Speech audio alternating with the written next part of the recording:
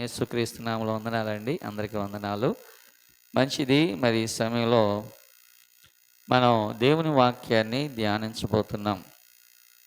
మనం క్రిస్మస్ పండుగలన్నీ కూడా చాలా ఆశీర్వాదకరంగా జరిగించుకున్నాం. మరి అలాగున ఆశీర్వాదకరంగా ఈ 2024 సంవత్సరంలో పండుగ దినములను దీవించినటువంటి మనలను నడిపించినటువంటి దేవదేవునికి స్తోత్రం చెల్లిద్దాం. ఒకసారి హల్లెలూయా, హల్లెలూయా. మంచిది.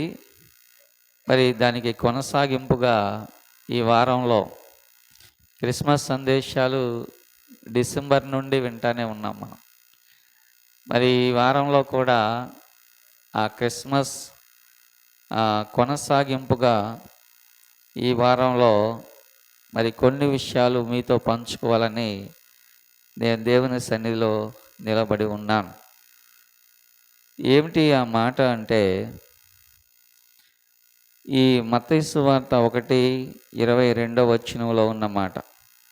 ఇదిగో కన్యక గర్భవతి అయి కుమారుని కనును, ఆయనకు ఇమ్మానుయేలు అని పేరు పెట్టుదురు అని ప్రభువు తన ప్రవక్త ద్వారా పలికిన మాట నెరవేరునట్లు ఇదంతయు జరిగెను. ఇమ్మానుయేలు అను పేరునకు భాషాంతరమున దేవుడు మనకు తోడు అని అర్థము. ఇక్కడ మనకి ఈరోజు మనం వినే సందేశం ఏంటంటే, ఇమ్మానుయేలు అనగా దేవుడు మనకు తోడై ఉన్నాడు. ఇమ్మానుయేలు అనగా దేవుడు మనకు తోడై ఉన్నాడు. మరి ఇక్కడ ఈ ప్రవచనం అనేది మనకి ఎక్కడ కనిపిస్తుంది? యెషయా గ్రంథం 7:14 కనబడుతుంది. ఆగండి, నేను చెప్తాను. మరి జగత్తు నిర్మాణము కాకముందే, అనగా భూమి ఆకాశములు నిర్మాణము కాకముందే ఉన్నటువంటి దేవుడు, ఆయన నిన్న నేడు ఏకరీతిగా ఉన్న దేవుడు. మరి ఆ దేవుడు మానవునిగా జన్మించడం,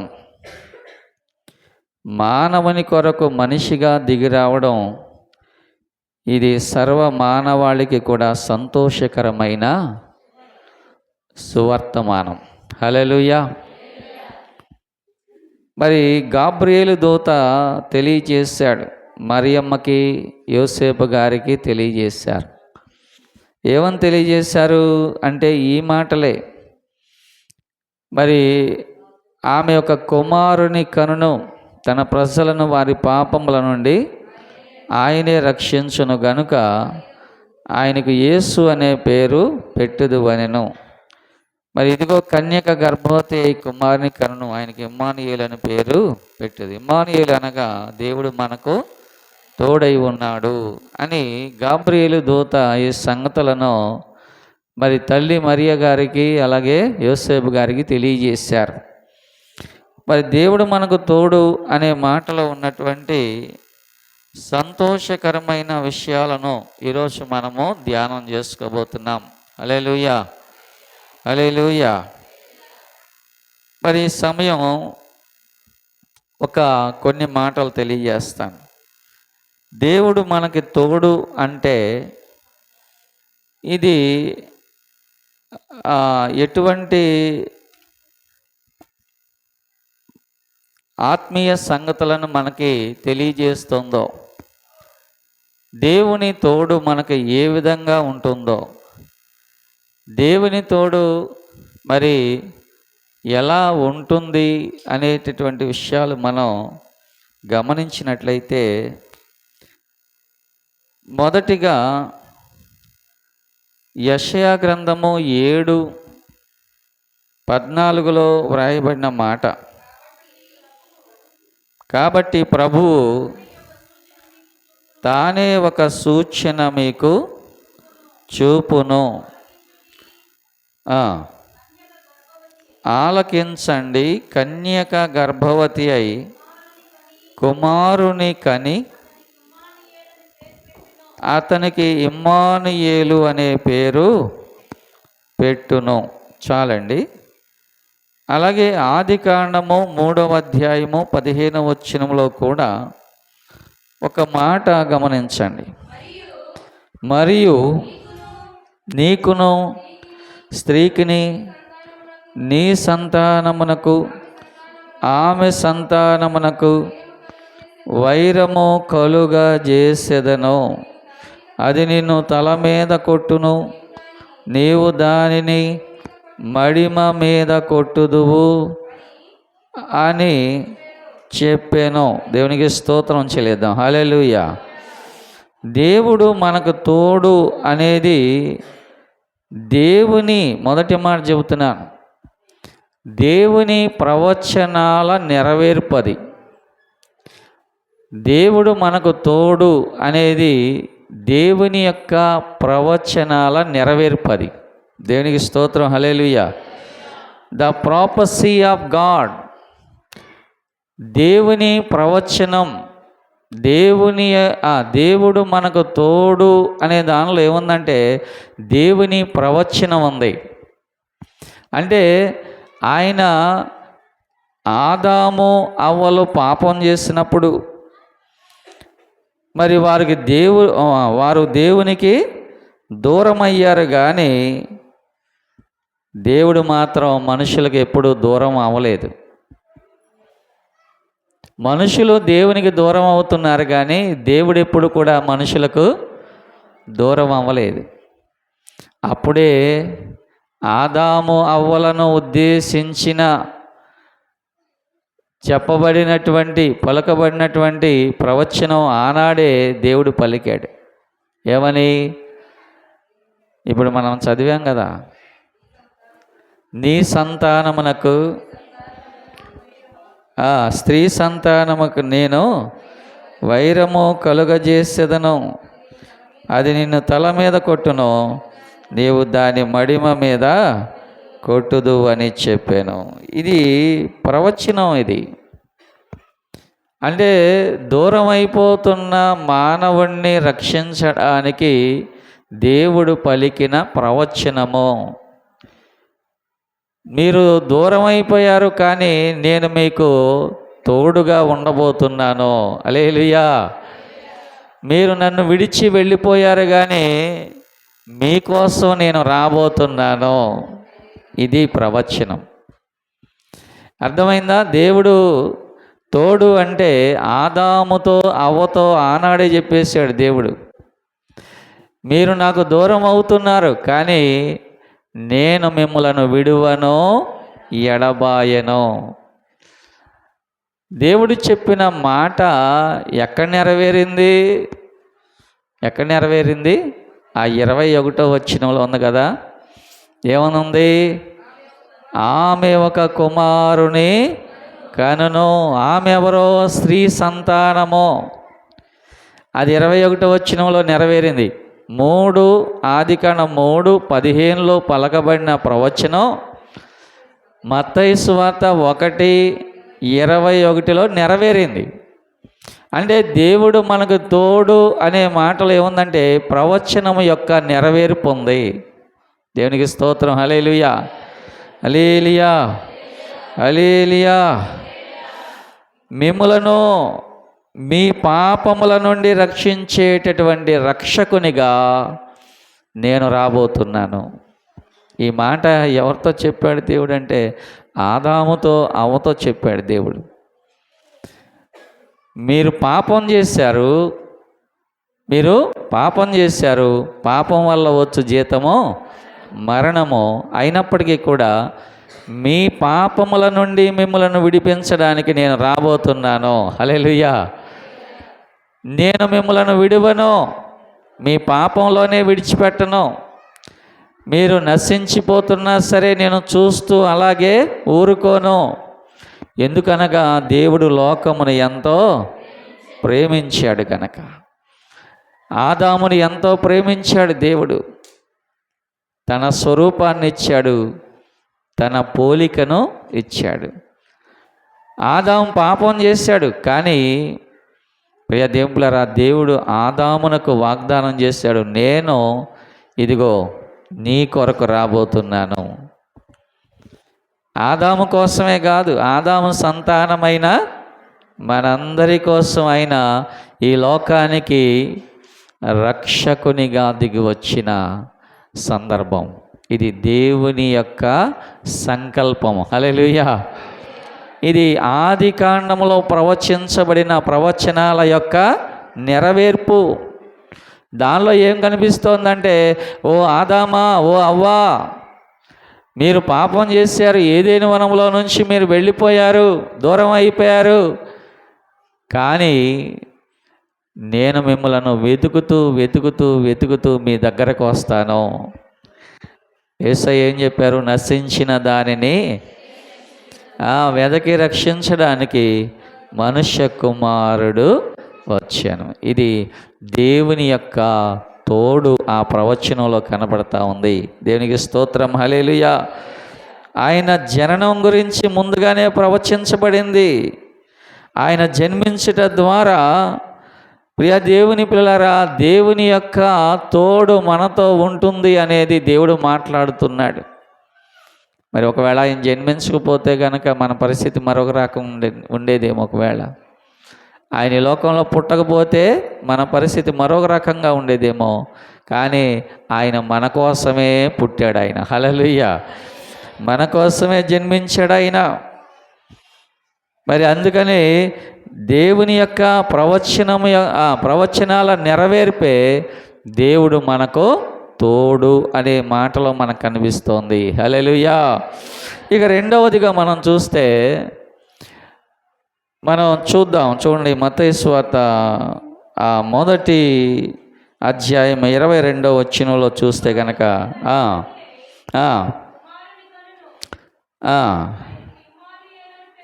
పేరు దేవుడు మనకు తోడు అనేది దేవునికి పెట్టబడిన పేరు. దేవునికి స్తోత్రం, hallelujah, hallelujah, hallelujah. The personality of God. మొదట ఏం చెప్పాను? The prophecy of God. ఇది ప్రవచనాల నెరవేర్పు. దేవుడు మనకు తోడు అనేది ప్రవచనాల నెరవేర్పు. రెండవది ఏంటంటే ద పర్సనాలిటీ ఆఫ్ గాడ్. అంటే ఆ పేరులో ఏముంది? ఇమ్మానుయేలు అనేది పేరు. అర్థమవుతుందా మీకు? అర్థం కావట్లేదు అనుకుంటున్నాను నేను. ఇమ్మానుయేలు అనేది పేరు. ఆ పేరుకి అర్థం ఏంటి? దేవుడు మనకి తోడై ఉన్నాడు. మనకి యేసుక్రీస్తు అనే మాట కనిపిస్తోంది కదా, యేసుక్రీస్తు. మరి క్రీస్తు అంటే ఏంటి చెప్పండి? క్రీస్తు అంటే అభిషిక్తుడు. ఒక విధంగా చెప్పాలంటే దేవుడు అని చెప్పాలి. అభిషిక్తుడు దేవుడు అని చెప్పాలి. మరి యేసు అంటే రక్షకుడు కదండి. ఈ అభిషిక్తుడు అనే మాటలో ఆయన దైవత్వం కనబడుతుంది. ఎందుకంటే పరలోకం నుండి దిగి వచ్చినటువంటి అభిషిక్తుడు యేసుక్రీస్తు. ఆయన పరలోకం నుండి దిగి వచ్చాడు కనుక ఆయన దైవత్వం అనేది ఆ క్రీస్తు అనే మాటలో కనబడతా ఉంది. మరి యేసు అంటే ఆయన రక్షకుడు. ఆయన ఎందుకు వచ్చాడు ఈ లోకంలో కంటే తన ప్రజలను ఎలాగా తీసేస్తాడు? ఆయన దేవుడిగా తీసేయడానికి రాలా. మన పాపములను ఆయన ఒక దేవుడిగా ఉండి తీసేయడానికి రాలా. ఒకవేళ అలా తీసేయాలనుకుంటే అక్కడి నుంచే ఆయన ఎలా అంటే మన పాపములన్నీ పోతాయా? పోవా? ఈ ప్రజల పాపములన్నీ పోవునుగాక ఒక మాట అంటే పాపాలన్నీ పోతాయి. ఎందుకంటే ఆయన దేవుడు, ఏదైనా చేయగలడు. ఆయనకు ఆ శక్తి ఉంది. ఆయన మాట పలికితే ఆకాశం కలగలేదా? ఆయన మాట కలిగితే భూమి కలగలేదా? ఆయన మాట సెలవిస్తే ఆయన ఇవన్నీ కలగలేదా? సృష్టి అంతా మాట ద్వారా చేయలేదా? ఈ ప్రజల పాపములన్నీ పోవునుగాక అంటే పోతాయి. కానీ ఆయన మన పాపములను తీసివేయడానికి ఆయన దేవునిగా రాలేదు, మానవునిగా వచ్చాడు. ఆయన ఎందుకు వచ్చాడు మానవునిగా అంటే మనకు తెలుసు, ప్రతి మత గ్రంథంలో కూడా రాయబడింది ఏంటంటే సర్వమానవాళి కోసము దైవ కుమారుడే, పరమాత్ముడే, దేవుడే దిగివచ్చి తన పవిత్రమైన రక్తాన్ని చిందించాలి. ఆ రక్తములో పాపములన్నీ కడగబడాలి.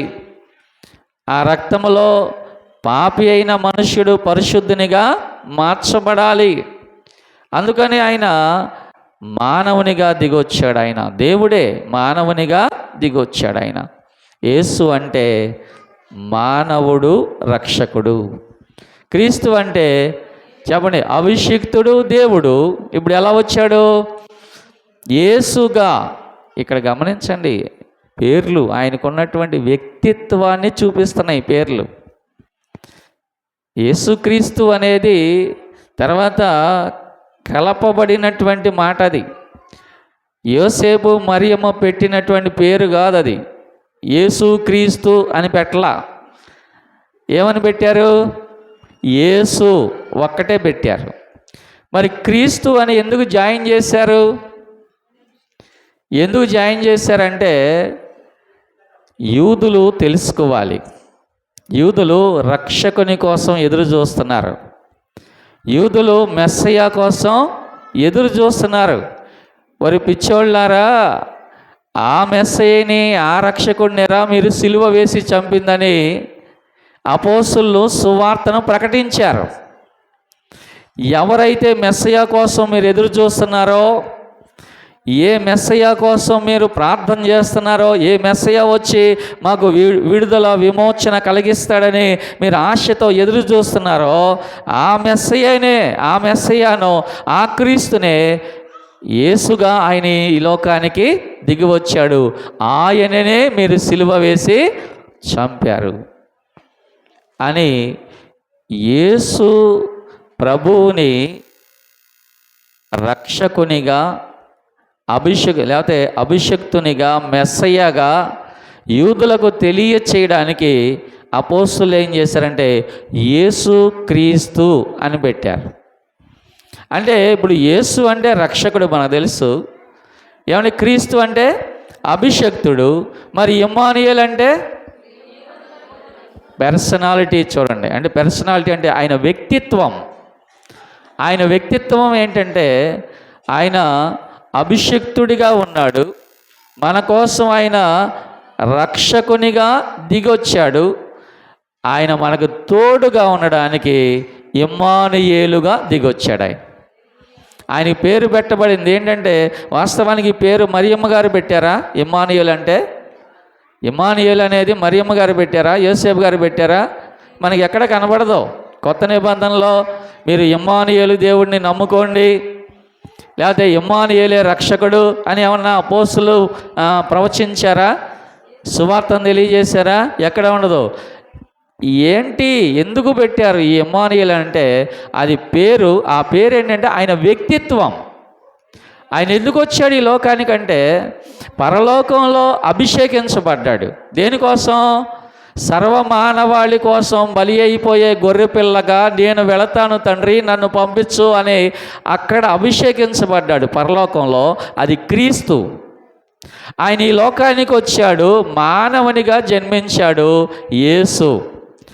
ఆయన మనకి ఎల్లప్పుడూ తోడుగా ఉండడానికి మీకు సంగతి చెప్పునా, ఇమ్మానుయేలు అంటే దేవుడు మనకు తోడు కదా. మత్తయి సువార్త 1వ అధ్యాయంలో ఈ మాట కనిపిస్తుంది మనకి.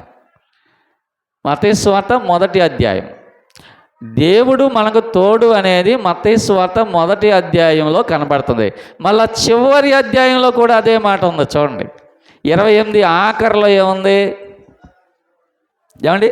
సదాకాలము యుగ సమాప్తి వరకు నేను మీతో కూడా. అంటే ఇప్పుడు దేవుడు ప్రారంభం నుండి నీ జీవితం యొక్క, నీ బ్రతుకు యొక్క ప్రారంభం నుండి ముగింపు వరకు నీతో ఉండే దేవుడు ఆయన. అందుకే ఆయన వ్యక్తిత్వం ఏంటంటే నీతో ఉంటాడు. ఆయన నీతో ఉండడానికే ఆయన ఈ లోకానికి వచ్చాడు, నీకు తోడుగా ఉండడానికి వచ్చాడు ఆయన. దేవునికి స్తోత్ర, హల్లెలూయా. దేవుడు మనకు తోడు అనేది ఆయన పేరు, ఆ పేరులో ఆయన వ్యక్తిత్వం కనబడతా ఉంది. మరి చాలామంది అంటారు, నీకెందుకురా నేను ఉన్నాను అంటారు. ఉంటారా? ఏమా నీకెందుకు నేను ఉన్నాను అంటారండి. పోనీ ఉంటే ఆ సమస్య వరకు ఉంటారేమో, జీవితాంతం ఉంటారా? ఏమా జీవితాంతం ఉంటారా? జీవితాంతం నీకు తోడుగా ఉంటాను అని అంటారా మనుషులు ఎవరన్నా? ఒకవేళ సమస్య వచ్చిందనుకో, నీకెందుకు నేను ఉన్నాను అంటారు. ఆ సమస్య తీరిపోయిన తర్వాత వాళ్ళు ఇక మన దగ్గర ఉండరు, మనకు తోడుగా ఉండరు. కానీ ఇమ్మానుయేలు దేవుడు ఉన్నాడే, ఆయన నీకు జీవితాంతం తోడుగా ఉండడానికి ఈ లోకానికి వచ్చాడు. ఆయన నీ సమస్యల్లో తోడుగా ఉంటాడు. ప్రభు అంటాడు కదా, నువ్వు జలమల్లో పడి వెళ్ళినా, నువ్వు అగ్నిలో పడి నడిచినా అవి నిన్ను ముంచివేయవు, అవి నిన్ను కాల్చజాలవు. ఎందుకనగా నిన్ను రక్షించువాడను నేనే, నీకు తోడై ఉన్నాను, నువ్వు భయపడొద్దు. అందుకని ఆయన మనకిస్తున్నటువంటి ఆ పేరులో ఏముందంటే ఆయన వ్యక్తిత్వం. ఆయన వ్యక్తిత్వం ఏంటంటే మనకు తోడుగా ఉండడానికి ఆయన సంకల్పం కలిగిన వాడై ఆయన ఈ లోకానికి వచ్చాడు. హల్లెలూయా. ఇప్పుడు ఆయన వ్యక్తిత్వం ఏంటో చెప్పండి. మనకు తోడై ఉండే దేవుడు ఆయన, మనకు తోడై ఉండే దేవుడు. ఏ సమస్య ఉన్నా, ఏ క్లిష్టమైన పరిస్థితులు ఉన్నా, లేకపోతే ఏ అనారోగ్యం ఉన్నా, ఏ బాధ ఉన్నా ఆయన నిన్ను ఎన్నడూ విడువడు, ఎన్నడూ ఎడబాయడు. దేవుడు వాగ్దానం చేశాడు కదా, దేవుడు మనకు తోడై ఉన్నాడు. దేవునికి స్తోత్రం, హల్లెలూయా. ఇమ్మానుయేలు అనగా దేవుడు తోడై ఉన్నాడు అంటే అది పేరు మాత్రమే కాదు, ఆయన వ్యక్తిత్వం ఏంటంటే మనకు తోడుగా ఉండే దేవుడు ఆయన. The prophecy of God, the personality of God. ప్రియా దేవులారా, ఆయన వ్యక్తిత్వమే అది. కొంతమంది అప్పుడు ఒక్కొక్కరికి ఒక్కొక్క వ్యక్తిత్వం ఉంటుంది, మీకు తెలుసా? ఒక్కొక్కరికి ఒక వ్యక్తిత్వం ఉంటుంది. ఆయన వ్యక్తిత్వం ఏంటి? ఆయన వ్యక్తిత్వం ఏంటి? అయ్యో, ఇప్పుడు దాకా చెప్పింది మర్చిపోయారు. ఆయన వ్యక్తిత్వం ఏంటి? పోతే పోయారులే, వాళ్ళే నాశనం అయిపోతారులే, వాళ్ళే బుగ్గి అయిపోతారులే, వాళ్ళే నాశనం అయిపోతారులే అనుకునే వ్యక్తిత్వం కాదు ఆయనది. మీకు ఈ భాషలో చెబితే బాగా అర్థమయ్యేటట్టు ఉంది. ఏమండి, ఇప్పుడు మనుషుల యొక్క వ్యక్తిత్వం కొంతమంది ఎలా ఉంటుందంటే, ఎవడన్నా నాశనం అయిపోతే ఎంతో సంతోషపడిపోతూ ఉంటారు. అది వాళ్ళ వ్యక్తిత్వం అది. కానీ మన దేవుని వ్యక్తిత్వం ఏంటంటే, నేను నా బిడ్డలకు ఎల్లప్పుడూ తోడుగా ఉండాలి, వారి కష్ట సమయాల్లో నేను ఉండాలి, వారి బాధల్లో నేను ఉండాలి, నా బిడ్డల్ని నేను రక్షించాలి. అనేక శ్రమల్లో, బాధల్లో, అందుకే యోబు అంటాడు, 6 బాధల్లో నుండి ఆయన నన్ను విడిపిస్తాడు. 6 బాధలే కాదు, 7 బాధలు వచ్చినను ఆయన నన్ను విడువడు. దేవునికి స్తోత్రం, హల్లెలూయా. అంటే దాని అర్థం ఏంటి? ఆయన నాకు తోడై ఉన్నాడు. మన దేవుడు మనం ఎట్టగొట్టే నాశనం అయిపోతాంలే అని ఆయన అనుకోలేదు. నేను వెళ్ళాలి, నా బిడ్డలకే తోడుగా ఉండాలి. దేవునికి స్తోత్రం, హల్లెలూయా. అందుకని ఆ మత్తయి సువార్త 1వ అధ్యాయం నుండి ఆ మత్తయి సువార్త 28వ అధ్యాయం వరకు లాస్ట్ ఏం కనపడుతుంది? చాలు యేసు నిత్యము నాకది మేలు, యేసు నిత్యము నాకది మేలు. నీవు ప్రైజ్ లార్డ్, హల్లెలూయా. ఇక మూడవది ఏంటంటే, మీకు అర్థమైంది అనుకుంటున్నాను. మూడవది ఏంటంటే దేవుని యొక్క ఇమ్మానుయేలు. ఇమ్మానుయేలు అంటే దేవుని యొక్క సన్నిధి. దేవునికి స్తోత్రం, హల్లెలూయా. నేను ఇందాకే చెప్పాను, ఇమ్మానుయేలు అనగా దేవుని యొక్క సన్నిధి, దేవుని సన్నిధి. ఇందాకే చెప్పాను నేను. ఎప్పుడు దేవుడు మనతోనే, ఆయన సన్నిధి మనతోనే ఉండడానికే వచ్చాడు ఆయన. ఆయన సన్నిధి ఎల్లప్పుడూ మనతోనే ఉంటుందండి. దేవునికి స్తోత్రం, హల్లెలూయా. ఎల్లప్పుడూ మనతోనే ఉంటుంది. మరి దావీదు ఏమన్నాడు ఒకసారి చూడండి. 139వ కీర్తన 8వ వచనం.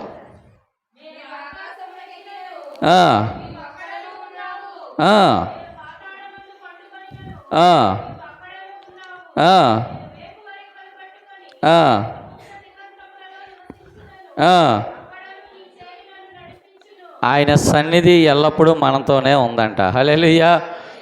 మనం ఆకాశంలోకి వెళ్ళినా అక్కడ కూడా ఆయన మనతోనే ఉన్నాడంట.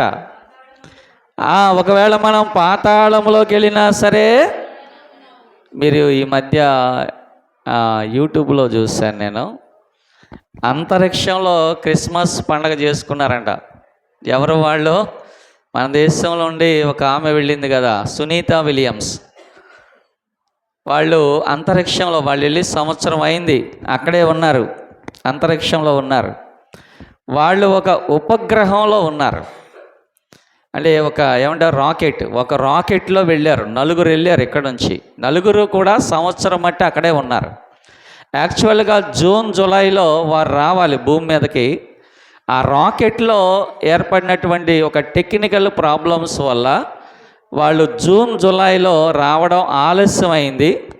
మరి నాసా వాళ్ళని ఇక్కడికి తీసుకురావడానికి, భూమి మీదకి మళ్ళా తీసుకురావడానికి వారి ప్రయత్నాలు వాళ్ళు చేస్తున్నారు.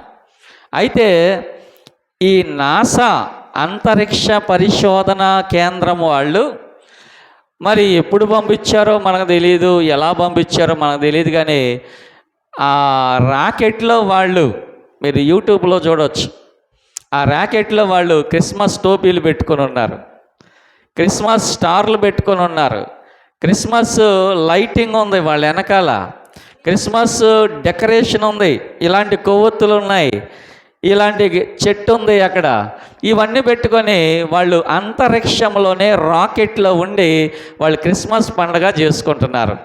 అక్కడ నుంచి భూమి మీద ఉన్నటువంటి సమస్త మానవాళికి వాళ్ళు క్రిస్మస్ గ్రీటింగ్స్ తెలియజేశారు. దేవునికి స్తోత్రం, hallelujah. Happy Christmas, merry Christmas. ఈ మాట వాళ్ళు ఎక్కడ నుంచి తెలియజేశారు? అంతరిక్షంలో ఉండి హ్యాపీ క్రిస్మస్ అని భూమి మీద ఉన్న మనుషులందరికీ తెలియజేశారు వాళ్ళు. ప్రియ దేవులారా, ఎందుకు చెబుతున్నానంటే, నేను ఆకాశంలోకి వెళ్ళినను అక్కడ నీవున్నావు. ఏమండి, వాళ్ళు వాస్తవానికి డేంజరస్ జోన్లో ఉన్నారు. వాళ్ళు ప్రాణాలు గుప్పిట్లో పెట్టుకొని మనం అసలు భూమి మీదకి వెళ్తామా లేదా, మనం పక్కనున్న బీహార్కి వెళ్తే మళ్ళీ ఆంధ్రాకి వెళ్తాం లేదో తెలియదు మనకి. ఏమండి, అక్కడ భాష మనకి రాదు, అక్కడ మనుషులు అంత మంచోళ్ళు కాదు. ఎందుకంటే అక్కడ ఉన్నదంతా కూడాను చాలా దౌర్జన్యంగా ఉంటారు బీహార్లో. మనం కొంచెం మంచి షర్టు మంచి ప్యాంట్ వేసుకొని వాళ్ళకి కనపడ్డాం అనుకోండి, ఒక గుద్దుతారు, డబ్బులన్నీ లాగేసుకొని మనల్ని ఈడ్చవతలు బారేస్తారు. బీహార్ వెళ్ళి మళ్ళా క్షేమంగా వస్తామో రామో తెలియదు. అలాంటిది వాళ్ళు నాసాలోకి వెళ్ళారు, ఆ అంతరిక్షంలోకి వెళ్ళారు వాళ్ళు. అలాంటి భయం ప్రతిరోజు. అసలు మనం ఇంటికి వెళ్తామా లేదా, భూమి మీదకి వెళ్తామా లేదా, అలాంటి భయంలో ఉండి కూడా వాళ్ళు యేసుక్రీస్తుని గురించినటువంటి ఆ పుట్టుకలో ఉన్న సంతోషాన్ని వాళ్ళు సెలబ్రేట్ చేసుకున్నారు. హల్లెలూయా, హల్లెలూయా. వారి కోసం మీరందరూ ప్రార్థన చేయండి. వారందరూ క్షేమంగా రావాలి భూమి మీదకి, మళ్ళా వారి కుటుంబాలతో కలుసుకొని సంతోషపడాలి. మీరందరూ ప్రార్థన చేయండి. ప్రైజ్ ది లార్డ్, హల్లెలూయా. ఎందుకు ఈ మాట చెబుతున్నాను? దావీదు ఏనాడో చెప్పేశాడు, ఏమంటే నేను ఆకాశంలోకి వెళ్ళినను అక్కడ నీవున్నావు. అక్కడ కూడా క్రిస్మస్ పండగే. హల్లెలూయా. నేను భూ దిగంతముల వరకు పాతాళములోకి వెళ్ళినను అక్కడ నీవున్నావు, అక్కడ కూడా క్రిస్మస్ పండగే. అంతేకాదు, మరి ఇంకో మాట ఉంది బైబిల్లో, చూద్దాం. కీర్తన 23:4 ఉన్న మాట.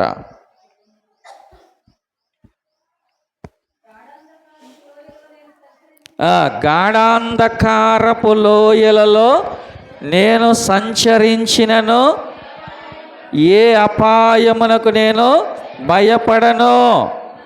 నీవు నాకు తోడై ఉన్నావు.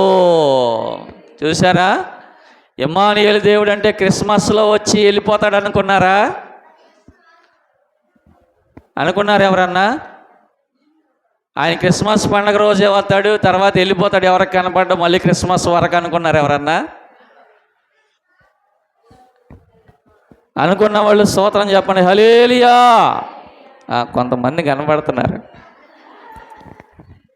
నేనేం చెప్పానో అర్థం చేసుకోండి. ఆయన క్రిస్మస్లో తళుక్కున మెరిసి తారవలే మళ్ళీ అదృశ్యం అయిపోయేటటువంటి రీతిగా కాదు. మనం ఒకవేళ ఆకాశంలోకి వెళ్ళినా అక్కడ మనతో ఉంటాడు, ఒకవేళ సముద్ర అగాధములోకి వెళ్ళినా అక్కడ మనతో ఉంటాడు, ఒకవేళ మనం గాఢాంధకార లోయల్లో సంచరించిన అక్కడ మనతో ఉన్నాడు. దేవునికి స్తోత్రం. ఇమ్మానుయేలు అంటే దేవుని సన్నిధి. దేవుడు మనకు తోడంటే దేవుని సన్నిధి ఎల్లప్పుడూ మనకు తోడుగా ఉంటుంది. హల్లెలూయా, హల్లెలూయా. ఏమండి, ఎంత గొప్ప దేవుడు మనకు ఎల్లప్పుడు. దేవుడు మనకు ఎల్లప్పుడు తోడుగనున్నాడు, తోడుగనున్నాడు. దేవుడు మనకు ఎల్లప్పుడు, దేవుడు మనకు ఎల్లప్పుడు తోడుగనున్నాడు, తోడుగనున్నాడు. హల్లెలూయా. మనం దేవుని సన్నిధి, దేవుడు మనకు తోడు అనే దానిలో ఏముంది? దేవుని సన్నిధి మనతో ఉంది. ఇప్పుడు ఎన్ని చెప్పాను నేను? ఎన్ని చెప్పానమ్మా? మూడు చెప్పానా? అంతేనా?